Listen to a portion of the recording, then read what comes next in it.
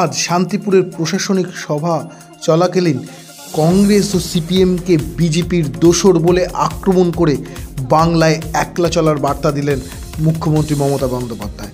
অর্থাৎ তাহলে তৃণমূল এবার লোকসভা ভোটে বাংলায় একাই লড়বে। তিনি আর কি বললেন আসুন আমরা শুনে নেব।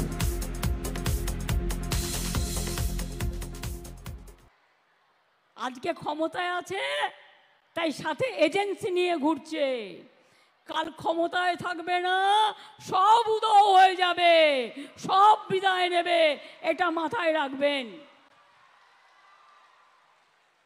ভরসা আছে, আস্থা আছে, মনে রাখবেন দিল্লি জয় আমরাই করব, বাংলা পথ দেখাবে, বাংলায় আমরা একা লড়ব। তার কারণ আমরা জোট চেয়েছিলাম, কংগ্রেস করেনি, সিপিএম কংগ্রেসের জোট হয়েছে বিজেপিকে সাহায্য করবার জন্য। আমি সিপিএম করি না, আমি সিপিএম করি না, আমি বিজেপি করি না, আমি বিজেপি করি না, আমি করি না, এটা মাথায় রাখতে হবে। আমি মা মাটি মানুষ করি।